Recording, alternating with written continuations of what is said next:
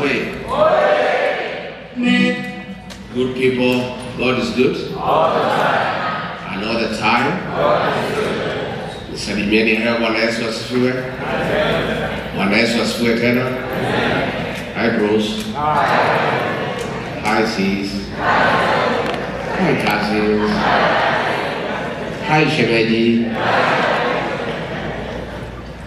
Asanteni sana. Thank you very much, our bishop, our community leaders, and all the great people of Dallas and the state of Texas, and those who have come from Germany and elsewhere. I'm very delighted this evening to have this engagement with you.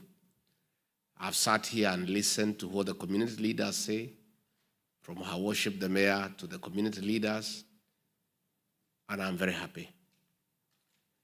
My engagement in the United States of America are serious consultative engagements, and I did not come to the state to have praise and worship choir. Because if I did want praise and worship, I have it in my church back home. We came here to engage meaningfully. And the other day I was in Baltimore, there was a young girl who raised issues. And I could see our critics back home were very happy because they are not used to it. They have praise and worship. Everybody speaks the same language. We are different. We are Democrats. And we believe that everybody's opinion matters. And all of us cannot see things the same way. And that is what we are fighting back at home, one-man rule, where somebody wants to decide that he knows everything and nobody else knows anything else. So I am very happy to have listened to the community leaders, and I have heard what you have said. I will respond. And first and foremost, I want to say thank you to the community here in Dallas for the very warm welcome accorded to me and my wife and our delegation. When we arrived yesterday, we were received very warmly at the airport with song and dance, with prayers. Later in the evening, community leaders hosted for us a dinner and gave us very good beef that we have not enjoyed back home. And we are very happy with the reception and the hospitality. We have been shown a lot of love and compassion. We feel very loved, and we are enjoying it every minute. In fact, if time could allow, we would stay a little bit more. You know, at home tumezoea kutupiwa tear gas, nini, kukaswa. Sasa nakuja hapo nakaribishwa na wamama na nyimbo, tunakula nyama, tunakaa vizuri. We are enjoying it. So we are here, and I want to say thank you. Number two, I must say I'm very happy to find our people from Kenya doing well and doing great, having settled here and succeeded in what they came to do.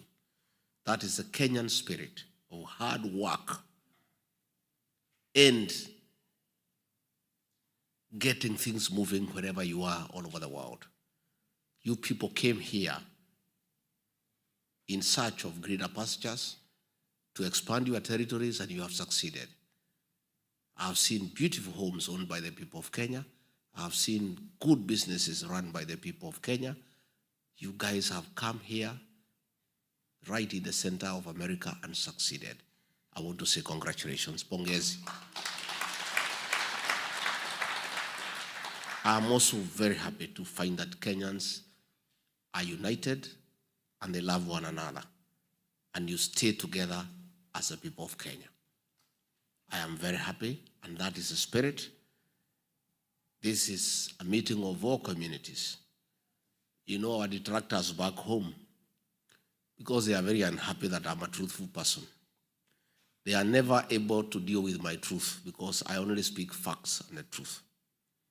So all the time they try to pin me down by saying that I'm tribal, I only talk to my people.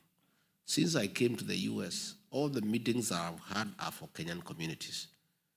And what has happened here today is a testimony. The Mawa here. Na wewe mtu ya ma. Ujue culturally, hii wasichana yote ya mlima, they are my daughters. Na sasa, huko kwetu, dowry payment is a continuous exercise. So, anytime you meet the father of your wife, unaendelea kutoa nini? I'll be very happy tuonane nyuma ya hema. I'll collect in dollars. I have not even received dowry in dollars for a long time. I am so happy that everybody is here. The Mlembe Nation is here, the Abagusia here, the Ma here, our cousins from Mukambani are here, the Gen Zs are here. Everybody is here. This is Kenya. And this is the Kenya that we want. And let me tell you, the people who try to talk about tribalism is they want to run away from the issues of the day.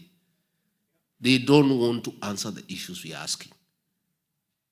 So wanataka kujificha behind tribe. And we will not allow it. We'll have to deal with the facts as they are. I've just listened to the lady from Germany crying here about the nephew. William Ruto cannot run away from that fact that he has killed our young children, and he has shamelessly, publicly given an order that people should be shot in the leg. Those are facts. He cannot hide behind tribalism and his community. Nobody from the Kalenjin community has killed our children. That community is innocent, and nobody can blame the community. It's a person known by name. And we are dealing with a person. Let us not hide behind communities and tribalism and try to run away from facts. And when people are truthful, you want to demonize them so that they stop speaking. I think if William Ruto was honest to himself, he would have known by now that Riggy G is one Kenyan who cannot be intimidated into silence. So, even if you call me names, even if you give me tags, I'll stay focused. I must have my eyes on the ball. And why am I so active in this struggle to liberate Kenya? People say sometimes Riggy G is overzealous. Why is he overzealous? He's too passionate in fixing Kenya. It's because I know the speaker here who said now we must not continue saying we were deceived, we were cheated. It is true. We have said enough. But Riggy G here played a very big role in creating the mess that Kenya is. I did. I persuaded many people, over 4 million people, to elect William Ruto. I take the blame. And many times I've apologized to the people of Kenya. But in our community, they say, in my community, they say, making a mistake is not very bad. What is very bad is repeating it. So I am saying, the way I bear the greatest responsibility of creating the mess that Kenya is in, I bear even greater responsibility to fix the mess. It's only fair. It's only fair to the people of Kenya that the people who played a great role in creating this mess must play even a greater role to fix the mess. So I have a duty, I have a calling, I'm a man on a mission. We must fix Kenya for posterity, for our children. So what brings me to America? I've come to America because the Kenyans who live here must be listened to. I've come to listen to the people of Kenya. And that's what I'm doing. And I've listened quite a bit. I think this is my 4th town hall meeting, among so many other meetings. I've held more than 25 meetings with selected groups of church people, business people, community leaders, and I'm listening. And from what I have heard so far, Kenyans in the US are restless. They are afraid. They are concerned. They are worried about what is happening back home. They are unable to sleep, not knowing whether their relatives have been killed or not. They care that their parents cannot go to hospital and get treated. They are in anguish that their younger brothers and nephews and nieces cannot go to university because the education system has been messed up. The Kenyan people living here are part and parcel of the Kenyan nation. And when Kenya ails, they feel it. And more than anybody else, the people living here are feeling the effects of economic mismanagement in Kenya. Because you people work very hard. And since you are good people, you take part of your savings back home to help the people you left behind. True or false? So when the economy is not doing well, you know. The shopping you are doing for your mother 3 years ago before William Ruto took over for 20,000. Today, for similar shopping, you need 50,000. True or false? So Kenyans living here are serious stakeholders of the Kenyan happenings. And therefore, I came to listen to you, and that's what I'm doing, and to say that what you are telling me is what I know. Things have gone south.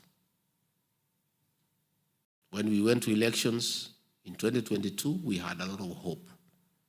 William Ruto had given a lot of promises to the Kenyan people. And there was a lot of expectation. But as a speaker has said here, as soon as he took the Bible, all those things, he put them aside and started on a path of destroying the Kenyan nation. And I must tell you, because many people ask me, you are elected as deputy president. Kwa nini si ungevumilia tu, ukae tu umalize? I tried, but it became difficult because I'm a truthful person. And a truthful person and a pathological liar to coexist is also it's a bit difficult. It's a bit difficult. It's like mixing oil with water. Even if you try to shake, after some time, the water will settle down. Lying to the Kenyan people. We promise that we will put money in their pocket. Instead of putting money in their pocket, we pick the little that they had. We promise people that we will not evict people without giving them alternative accommodation. People are evicted every day. Overtaxation. Corruption. Destruction of institutions. You know what happened as soon as we came in? William Ruto embarked on a scheme to capture the opposition. He looked for Raila Odinga and compromised him. And the old man became a supporter of all the wrong things that are going on in Kenya. He captured parliament. He captured Senate. He destroyed all the institutions of oversight. And then the impunity began in earnest. I was left the only lone voice in Kenya, inside the government, who was saying, no, this is wrong. The finance bill of 2024, I told William Ruto, this is too much. Please, Kenyans are crying, they cannot afford it. He says, no, you don't have to do what is popular, you do what is right. I said, boss, if the majority of the people who give us a job think it is not right, how do we insist it is right? He said, hapana, tuendele. And what happens is because nature abhors vacuum. When there was nobody to speak for the people of Kenya except Riggy G alone, nature abhors vacuum. Another body had to come up to speak for the people of Kenya. That's how the Gen Zs came up. Because nature abhors vacuum. So when the Gen Zs started saying, no, this is wrong, and started agitating on behalf of the people of Kenya, a decision was made to clamp down on them. Abduction started, and torture, and I opposed from inside government. On June 24th, 2024, a security meeting was held, National Security Council, and I was a member. I was excluded because William Ruto knew I would not agree to the decisions that were being made to kill our young people. A decision was made to massacre and butcher children the following day on June 25th. That's how your nephew succumbed to bullet wounds. Children, young ones, were killed like chicken. That evening, the president called a press conference and said they are criminals and they are treasoners and they will be dealt with. The following day, as deputy president, on 26th, I flew to Mombasa and called a press conference and told off William Ruto. You remember? Yes. And from that day, we never saw eye to eye. We never spoke again. We started talking on SMS. He couldn't believe that I could tell him off publicly. And I told him I cannot be part and parcel of a government that kills children. And our relationship became worse and worse. And he told me he'll get rid of me unless I resign. And I told him I'll not resign, get rid of me. He mobilized funds and gave members of parliament and senate to hold me out of office. And I was quite happy because I could not be party to what was going on. In hindsight, today when I look back, I think my being removed from office was a blessing to me and to the people of Kenya. I don't want to imagine that today I will be deputy president and be part of what is going on because I will not accept. So we would not have agreed. Tungekosana kwa sababu singekubali. So we now have an opportunity to do the right thing and fix our country. And this country we shall fix. Because the Kenyan people are resilient, they are determined and will fix this country together. As we speak, Kenya is at crossroads because of the killings. The CS for Interior, Kipchumba Murkomen, gave an order of shoot to kill. Again is the teachings, the Bible, and again is the Kenyan Constitution. And that has been happening. Since he gave that order, so many young people have been killed. The president himself, despite saying that he's a Christian, again is the Bible teachings, the 10 Commandments. Thou shalt not kill. Thou shalt not steal. Give an order in public that people should be shot in the leg. Most of you are in the health sector. Does not mean that if you are shot in the leg, you will not die. If you are shot, you'll bleed and die, isn't it? He gave that order. That's the level of impunity in Kenya. Nelson Koech is the chairman of the Committee for Defense and Foreign Relations in the National Assembly. He is supposed to oversight the military and the National Intelligence Service. He went ahead to say, President, you are wrong. They should not be shot in the leg, they should be shot in the head. That is the kind of impunity that we have back home. And that is a problem that we must fix. People asking me, you people are not saying what are your economic problems? What are your economic solutions? My good people, we must first stop the spilling of blood before we can talk about the economy. The first thing that we must stop is the killings. Even if we fix the economy, who will it benefit if our children are dead? If parents are living in fear, when your children leave the house, you don't know whether they'll come back. You know, nowadays we live in fear. Anytime I see my children calling me at night, I hold my breath. And that is the situation everywhere in the country. You don't know what information is being relayed to you. We must fix the issue of extrajudicial killings and the issue of abductions. And that is why Kenyans are saying, for us to fix that problem, Ruto must go. Because he's the one who has done it and publicly pronounced himself about the killings. When you look at what is happening in the social space, I have been here now for a month. I'm so impressed by the health system here in the United States, especially the care for the elderly and the children. We had a program called NHIF that was working but limping with a few challenges.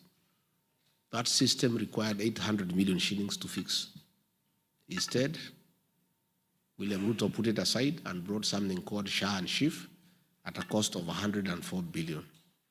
Money that he is stealing with these people. It's not working. The health system has collapsed. The education system has collapsed.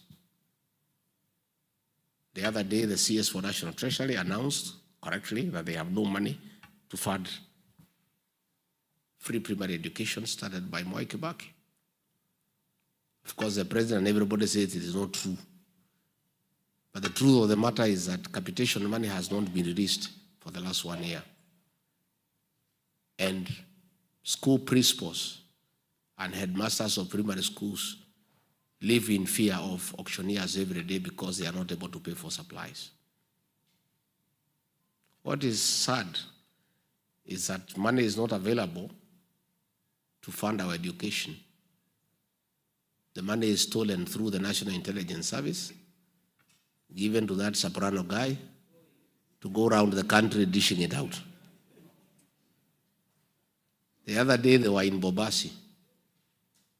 They had 10 helicopters. These helicopters are almost having an accident in the air because of the sheer number of helicopters. And they are actually creating havoc even among livestock.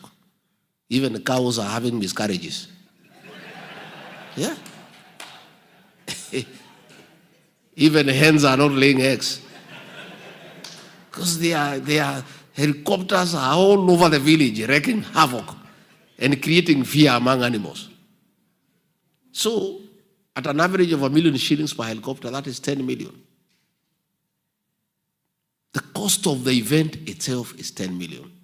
Then they come and give some other 3-4 million. Then they go away. You saw some woman there in Kisii.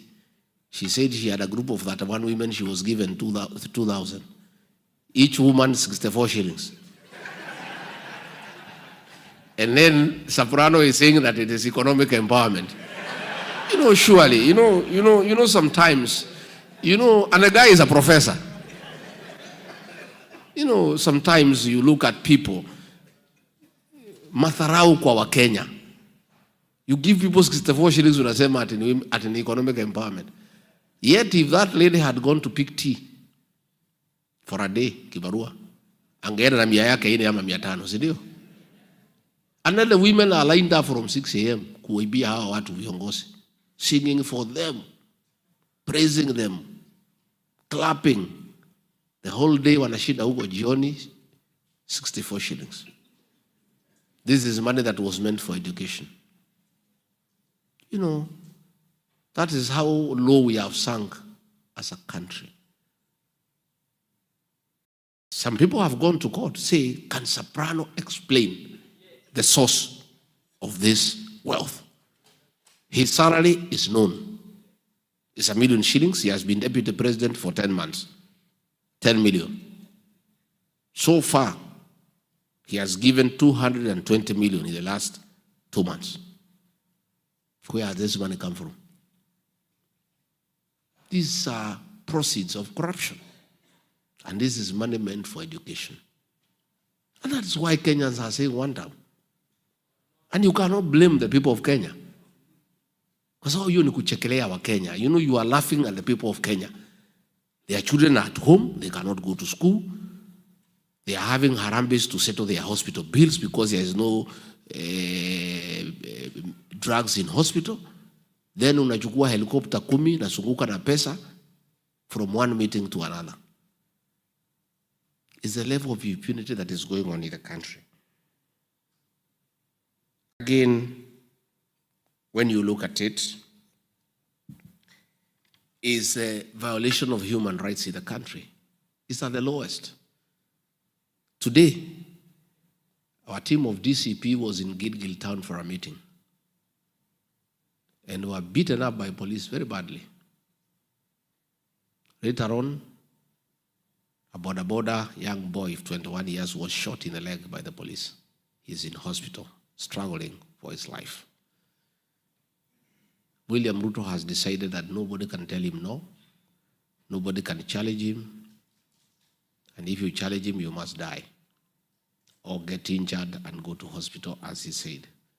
So we have those challenges as a country, and together we'll fix it. Luckily for us, we are a functional democracy. Elections every 5 years, there will be an election in 2 years' time. And the people of Kenya will wake up early and go to elections and elect a new government. I don't want to say I'm perfect.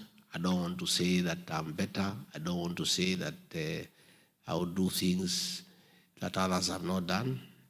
All I'm asking the people of Kenya is to look at my track record, that I had the opportunity to sit pretty, enjoy, and let Kenya be finished for selfish gain.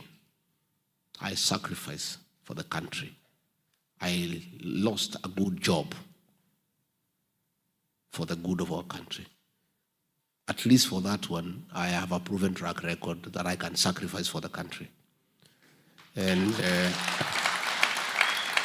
I don't think if I refused stealing of public funds as deputy president, I would allow it as president.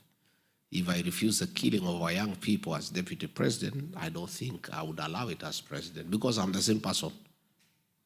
I refuse because I'm Rigathi Gachagua and I'm a Christian, I'm a parent, and I think it is wrong to kill children. So if I became president, I don't know how I would change that perspective. The sanctity of human life is sacred. And therefore, I want to offer alternative leadership based on integrity and based on continuous engagement with the Kenyan people, so that at any one time you are properly aligned and you are thinking the same way.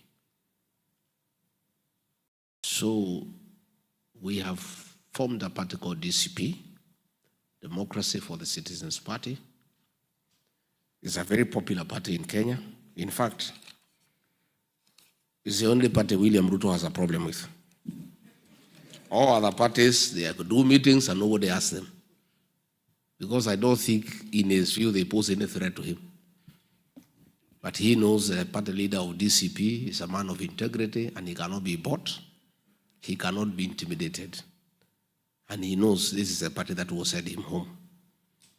So the party is popular and is a new kid in the block. And that is why they are following our meetings everywhere to make sure we don't do meetings. But when I leave here later in the month,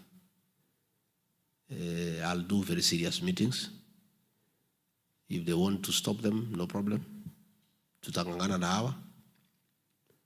Because if we buy fear and get intimidated and stop doing what we must do, our people will suffer. Our party is a national party, and it has support across the country. The deputy party leader, Cleophas Malala, is from Kakamega County. The national chairperson is from Kajiado. I have two deputy chairpersons. One is from Kiambu, the other one is from Kisumu.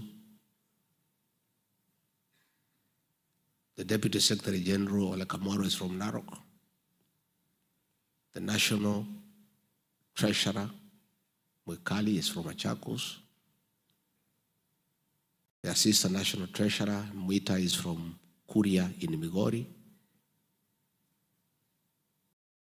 The Secretary General, Hezron Obanga, is from Kisii. We are a national party. But because William Ruto ananiona pale, anasema hii ni chama ya mlima. Na hii mlima anaiogopa kwa sababu it is the one that made him president. It gave me 47% of the entire vote. Na hiyo imeondoka. So he is very thin na anajua. So he is struggling. So we have a very serious national party. And this party will drive change in our country. I want to ask you to support that party. Yeah. And I'm happy.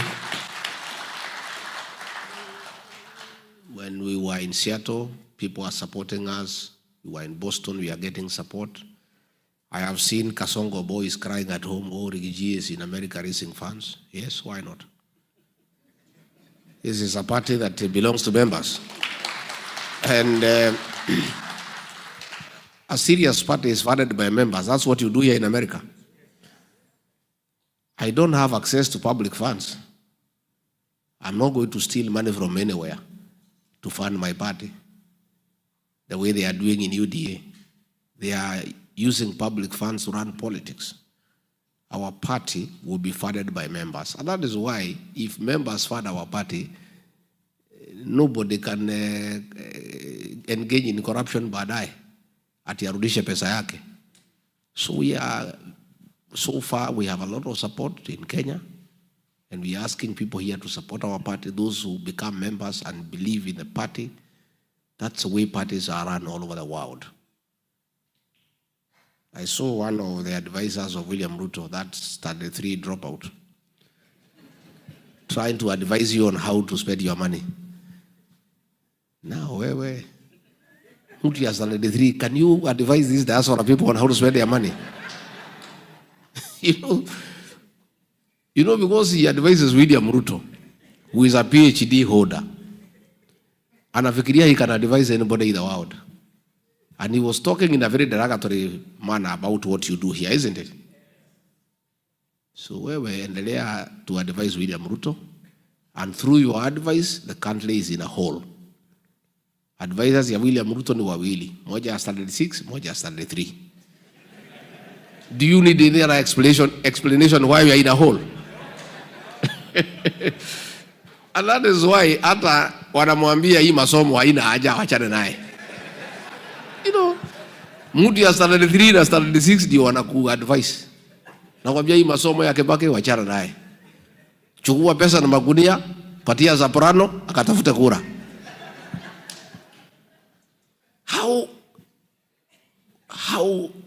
How do you explain where we are as a country? Is that kind of advice? When somebody decides that you advise us, ni mtu ya standard 3 and standard 6. Ati hao ndio wanakuambia how to run a country. And that is why mimi nilikataa hiyo maneno. Hiyo mtu ya standard 6 alijaribu kuniambia how to run my office. Nikamwambia kwende. Mimi Riggy G, mtu nimesoma. I don't have as many degrees kama William Ruto, yangu ni moja. Lakini mimi mtu yuko na degree moja ya political science. Mtu ya standard 6 to advise me how to run my office. You know, surely, unajua iko madharau ingine ambaye ni mbaya. But it is sad. I must tell you today, frankly, it is sad. Those are the two people who advise William Ruto. Because many times we would have meetings. Tunakubaliana hii na hii na hii na hii. Hiyo mtu ya standard 6 ananitafuta. Niambia hiyo maneno mnaambia rais wachana nayo, haitawezekana. Ile tafanyika ni hii. After 3-4 days, ile mtu ya standard 6 alisema inatangazwa. And that is how we have lost our country. So we must fix that problem. And let me tell the members of the Kalenjin community, nobody has anything against your community. You are a very honorable community. And nobody should ask the community to carry the failures of William Ruto. William Ruto has failed as a person. And I want to discourage anybody from attacking that community for the failures of William Ruto. President Daniel Arap Moi was a Kalenjin leader. He never killed children. Indeed, he loved children genuinely. President Daniel Arap Moi, a Kalenjin, has left a legacy on matters education. Despite not having been very educated, he built schools and he did a lot for education. So let nobody hide at William Ruto anapingwa na watu ya Kenya because he's a Kalenjin. No, that is not true. He has failed as a person. Abebe msalaba yake kama William Kipchirchir Ruto. The Kalenjin community is innocent and is crying as much as other Kenyans. Wanalia kama Wakenya wengine. Juzi, they own some land there in Narok, the Kipsigis community. Waliwawa, 7 of them. Na hiyo shamba, William Ruto ndio amechukua.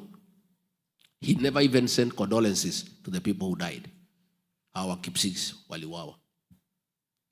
So let us be very careful to define who our problem is. And our problem is not any community, our problem is a person. We need to fix that one. Finally, diaspora. You great guys. Mimi nimekuja tupangane mapema. Because I am not very clever, but I'm not a fool. Niko tu hapo katikati 50%.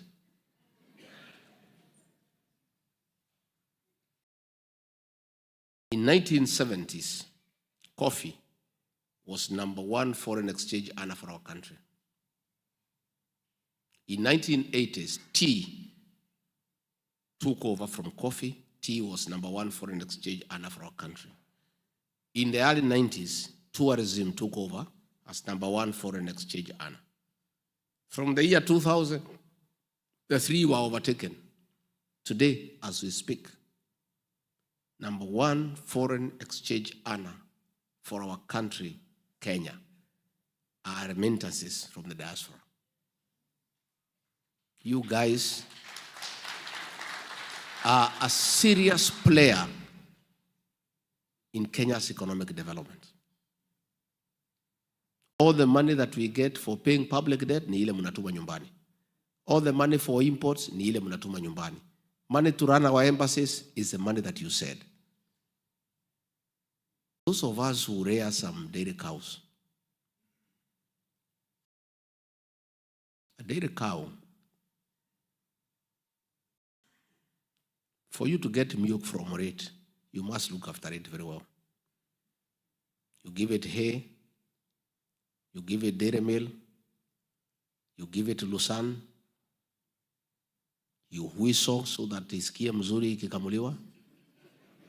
Nowadays, tunaipatia mpaka mattress ya kulalia isisikie baridi. And some people have even gone a step further.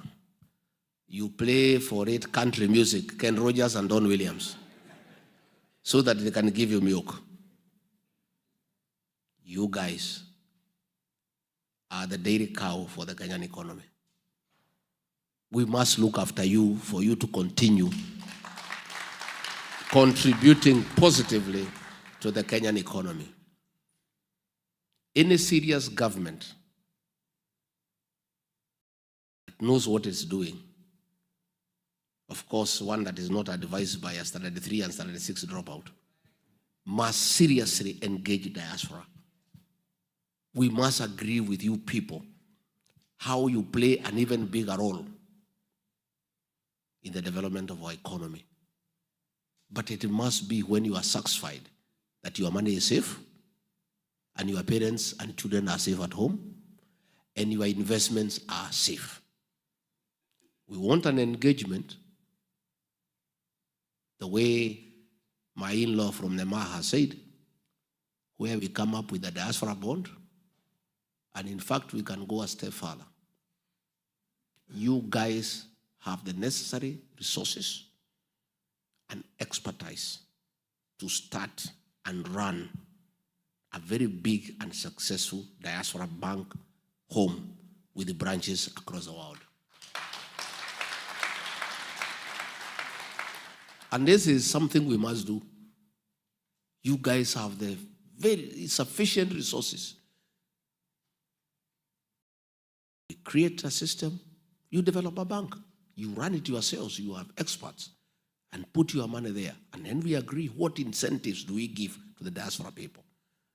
If interest rate where they come from is at 11, you give them maybe 2 points higher or something.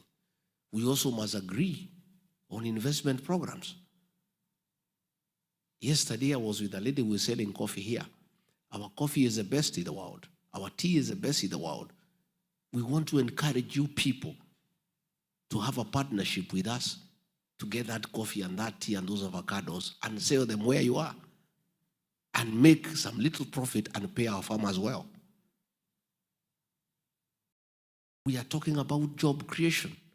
How would we create jobs unless we start manufacturing back home?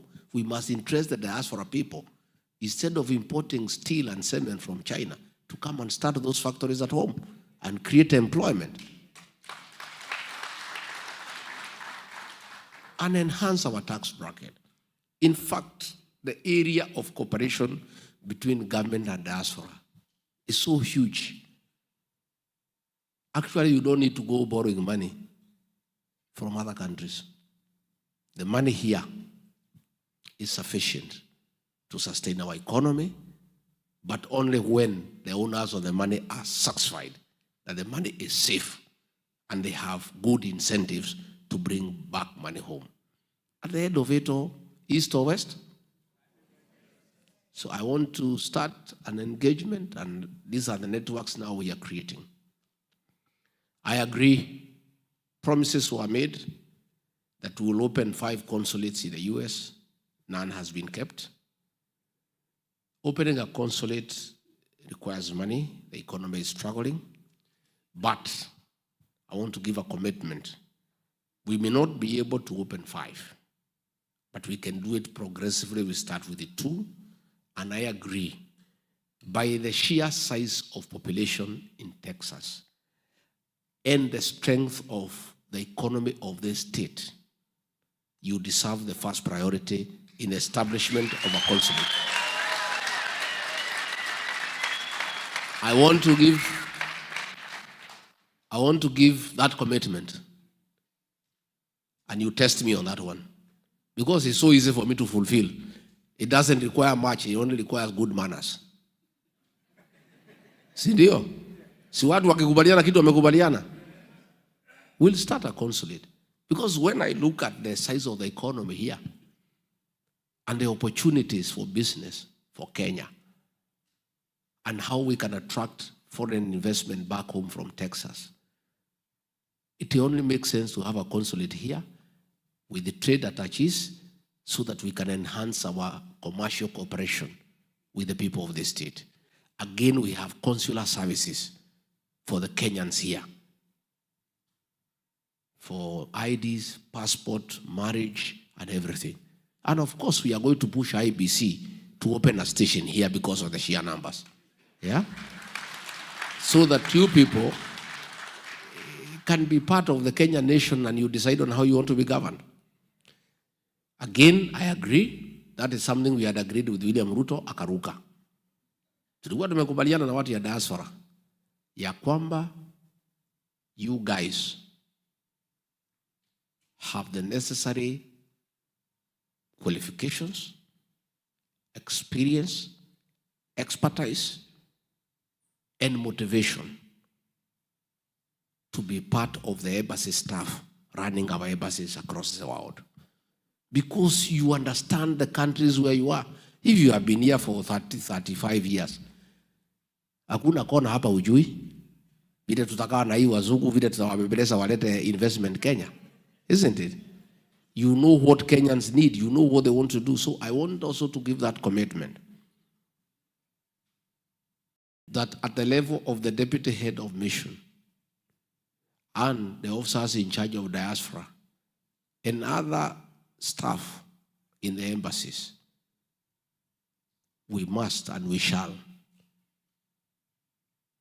deliberately consider and recruit people from the diaspora to help us run our missions. Again, we shall have mobile consular services. Where we are not able to have a consulate, we have a mobile consular services. Wanaenda one state, wanakaa huko mwezi 3, wanapeana vitambulisho, passport, birth certificate, marriage certificate, alafu wanahama, si ndio? That is something that is doable. It's something we're going to do so that we make it less expensive for you to go to Washington in search of documents when it's not necessary. Again, in the spirit of devolution, we take the government to where the people are. Don't take the people to government.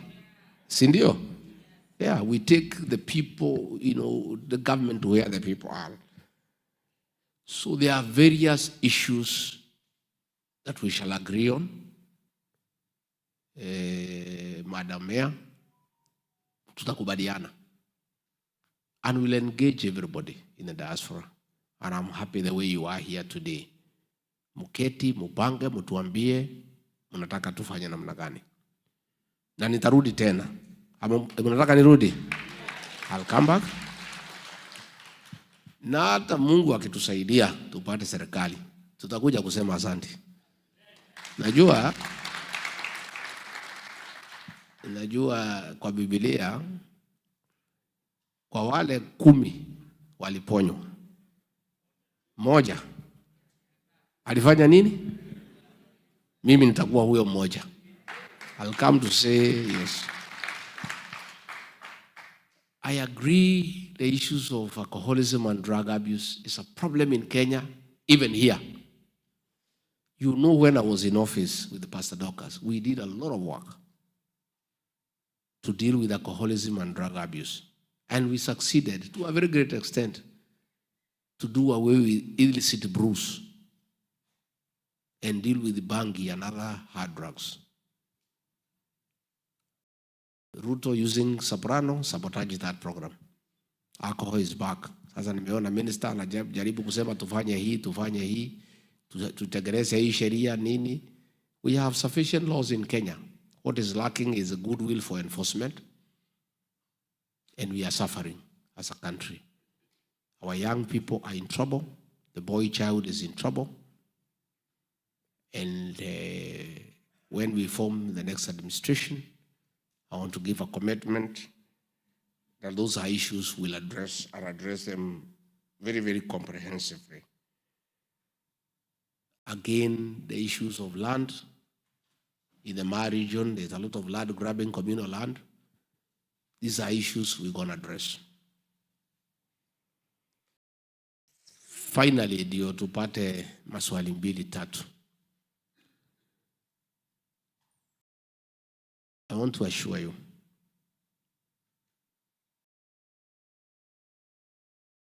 that a new dawn is coming. The English say, the darkest hour is just before dawn. Saa ile giza imeshikana, karibu kuna kucha. People of Kenya are waiting, and I want you to help me, tusaidiane. You guys have a lot of influence back home. Mukipiga masimu, muongeleshe wa Kenya. Muambie they should not waver, they should not be intimidated. We must get the change that we desire. Kenyans have a right to have good governance. And the diaspora people, I also want to commit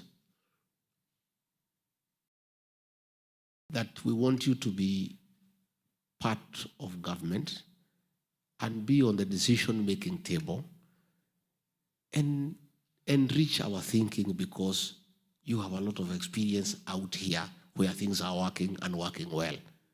in matters democracy, in matters healthcare, in matters education system, in matters of taking care of the elderly.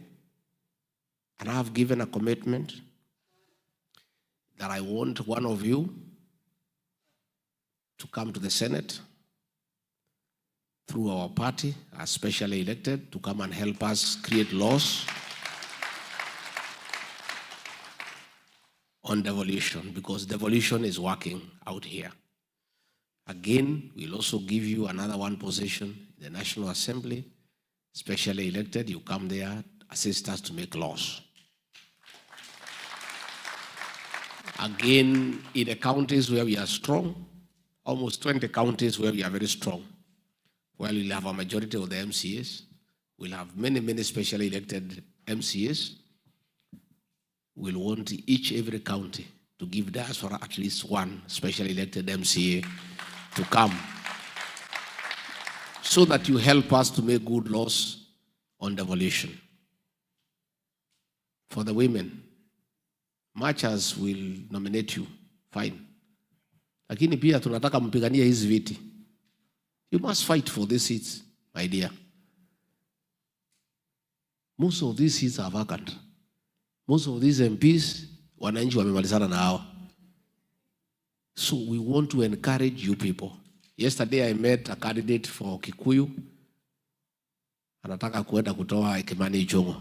Huyu. Yeah. It's a Texas guy. Yeah. Kuje utoe hiyo jamaa, mmesumbua watu sana. I met a candidate for Thika Town. Yeah. That seat is vacant. The one who is there now is called Nyakanga. So where kuja? I met a candidate for Kinangop. That seat is vacant. Yeah. Of course, the chairman here, Kiambu Town, it is vacant. Bobasi, hapo ndege zilikuwa zinaleta shida. For Bobasi, I met also a senator for Garissa, Ahmed. I don't know whether he has come today. So, where are the women from Texas? Yeah? Munangoja nini?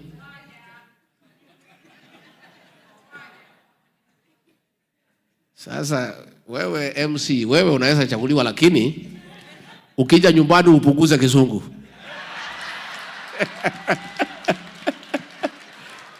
Si ndio? Apunguze asipunguze. Hey, ameongea hapo mpaka nimepotea. But we need such people also in parliament. Kugangana na ile watu ya ODM. Si ndio? Yeah, huyu. Yeah. This one I can specially elect kuja huko. Angangana na hii watu na ile kimombo. Because we also need some tough fellows. Si ndio? Nataka wakina mama wengine mang'aa huko kidogo. So, women, peace, please. Fight for your space.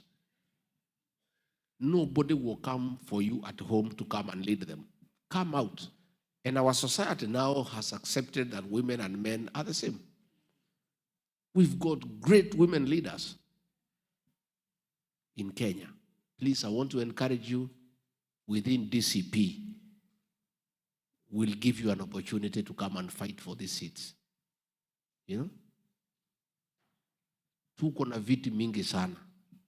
Kuna ile ya women rep, ya Murang'a is vacant.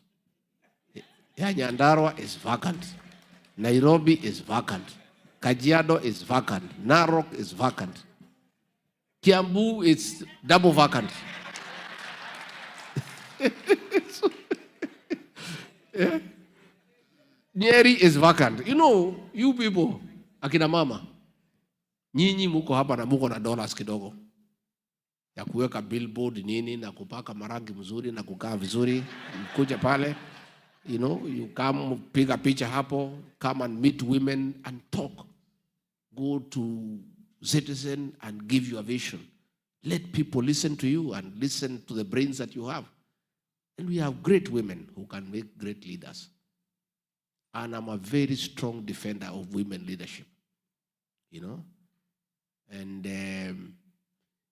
mukuje tafadhali. We'll give you several for specially elected, but zingine tunataka mpiganie mkuje mpate hizo viti. I think I've tackled most of the things that were raised, and I want to assure you that I will remain simple, available, and the same person to engage. Hata nikipata hii kiti, sitabadilika, sitafura kichwa, nijifanye mimi ni mtu mkubwa sana. We'll continue engaging and engaging and engaging. I saw watu huko nyumbani, pahali linaishi, nilikuta nimewekewa very good sign karibu wa Monyoro, Texas. Sasa pale nyumbani nasema huyu Riggy G inaonekana amenunua ranch Texas. See, it's a good prayer. It's a very good prayer. Muniombe nipate pesa, nikuje ninunue shamba hapa, nikuwe nikija kutembelea nyinyi. That prayer will be answered. It's a good prayer. So mimi nimeshukuru sana. I think we can take one or two questions so that and probably you just concentrate on what we have not tackled. What we have not tackled, we concentrate on that one.